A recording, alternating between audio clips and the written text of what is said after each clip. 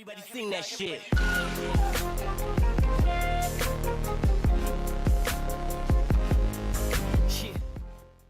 Experts criticize Morocco for playing Nordin Amrabat just 5 days after suffering concussion.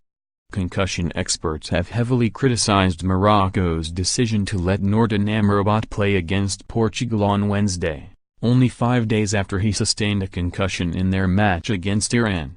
The North African side lost 1-0, despite outplaying the European champions, and now have no chance of progressing to the knockout stage. The 31-year-old Amrabat, who spent last season with Spanish side Leganés on loan from Watford, started the game wearing a scrum cap but took it off after 15 minutes. The fact he was playing at all was a surprise, as the Moroccan FA had said after the Iran game that he would need at least a week off, as the return-to-play protocol for concussions requires. When asked by reporters after the match why Amrabat played, Renard said, "He's a warrior. He wanted to play. He put protection on but he took it off. It's because his spirit is amazing and I'm lucky to have a player like him. I'm not a doctor, medical reports are read by competent people, I'm not responsible for medical matters. I think he showed that he played an outstanding match. I can't tell you any more." While it is true that Amrabat was among Morocco's best performers in the Group B clash at the Luzhniki Stadium, the World Footballers Union FIFPro was far from impressed.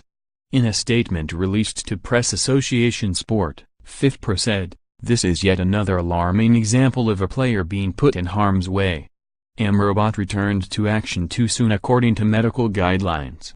4 years on from the debacle of the last World Cup, where several players did not receive adequate care, football has not made sufficient progress in concussion management. Repeated calls to implement world-class safety standards have been overlooked." British brain injury charity Headway agreed with the union's player welfare concerns, saying it was a breach of FIFA's own guidelines on how to treat concussions. Headway chief executive Peter McCabe said, "On the face of it, this appears to be a scant disregard for FIFA's concussion protocols. The decision to allow this player to take to the field not only put his short and long-term health and career at risk, but it also set an appalling example for the millions of fans and players around the world. FIFA must act, and act decisively, in order to send a clear message that breaches of this vital safety protocol will not be tolerated." McCabe also pointed out that wearing headgear gives a false impression of safety and should not be encouraged.